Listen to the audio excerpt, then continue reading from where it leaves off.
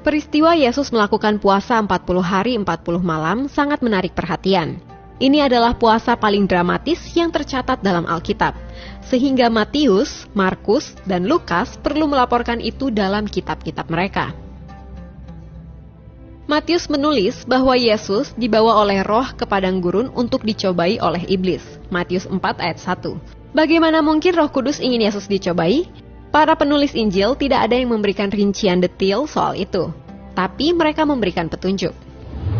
Persiapan pertempuran dan pelayanan.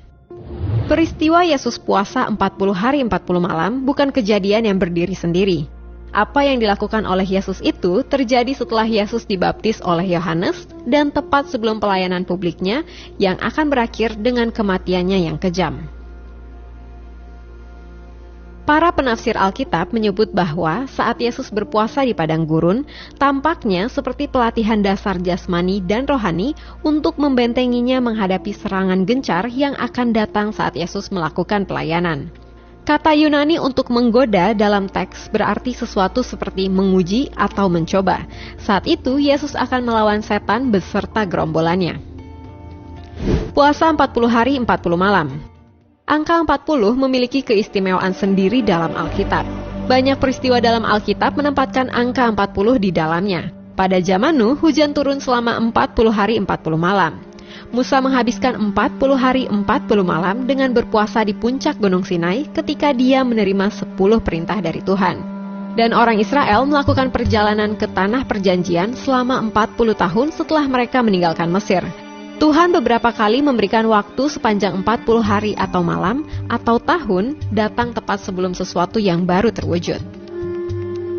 Begitu juga dengan Yesus di padang gurun.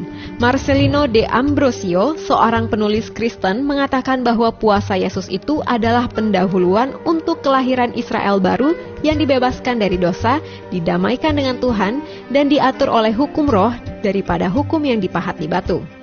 Adam pertama gagal dalam ujian. Adam kedua, yaitu Yesus, melewatinya. Yesus berpuasa dengan kekuatan manusia. Jika kita perhatikan, para penulis Injil berusaha keras untuk memberitahu kita bahwa Yesus tidak menggunakan mukjizat untuk berhasil melakukan puasa. Lukas melaporkan bahwa Yesus tidak makan apapun pada hari-hari itu, dan Yesus merasa lapar setelah dia menyelesaikan puasa. Lukas 4 ayat 2. Dalam hal ini, Lukas sekaligus juga menerangkan arti utama dari puasa. Puasa artinya tidak makan. Kemudian, Matius menyampaikan bagaimana setan memerintahkan Yesus membuat roti dari batu. Matius 4 ayat 2. Ejekan setan ini menjadi petunjuk bahwa Yesus mulai merasakan lapar setelah melakukan puasa. Matius menggambarkan bahwa tubuh Yesus juga bisa lapar secara manusiawi. Puasa Yesus tidak makan dan tidak minum. Injil Matius juga menegaskan bahwa Yesus melakukan puasa tidak makan. Kita bisa melihat dalam Injil Matius, permohonan setan hanya berkaitan dengan rasa lapar Yesus, tetapi bukan pada rasa hausnya.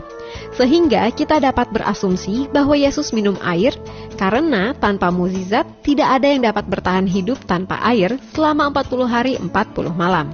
Hal ini sesuai dengan fakta ilmiah bahwa manusia yang sehat dapat berpuasa dari makanan selama 40 hari. Ia hanya harus tetap mengkonsumsi air minum selama itu. Tempat puasa Yesus.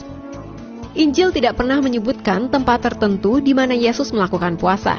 Tetapi secara tradisi orang Kristen sering menggambarkan pencobaan Yesus terjadi di gurun atau dalam bahasa Yunani disebut eremos. Arti kata eremos adalah lokasi yang terisolasi, tidak berpenghuni, dan bukan padang rumput.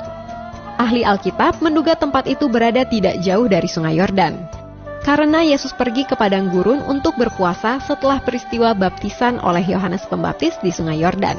Matius 4 ayat 1. Sebagian ahli Alkitab juga memperkirakan tempat tersebut bisa berada di pegunungan yang banyak terdapat di padang gurun dekat Sungai Yordan. Tradisi lokal menyebut salah satu gunung di sana sebagai gunung pencobaan. Itu adalah gunung batu terjal dan sulit untuk didaki. Itu adalah tempat di mana tidak ada orang yang hidup atau berjalan melewatinya. Di tempat terpencil itulah, Yesus terpisah dari dunia di sekitarnya saat dia berpuasa. Gunung pencobaan berjarak 68 km dari Sungai Yordan. Jesiers, jadi apakah kita juga harus melakukan puasa selama 40 hari seperti Yesus? Orang Kristen boleh saja melakukan puasa seperti Yesus, tetapi tentu saja dengan latihan dan perencanaan yang cermat. Selain itu, kita harus memiliki tujuan dengan apa yang kita lakukan seperti halnya Yesus. Dia melakukan puasa sebelum melakukan semua tugas pelayanannya. Jika puasa itu penting untuk alasan tertentu, mengapa Yesus tidak memerintahkan kita untuk berpuasa? Ya, karena Yesus mengetahui bahwa pengikutnya akan melakukan apa yang penting dalam kehidupan rohani termasuk puasa. Dan nasihat Yesus soal puasa adalah, dan apabila kamu berpuasa, janganlah muram mukamu seperti orang munafik. Mereka mengubah air mukanya supaya orang melihat bahwa mereka sedang berpuasa. Aku berkata kepadamu, sesungguhnya mereka sudah mendapat upahnya. Matius 6 ayat 16.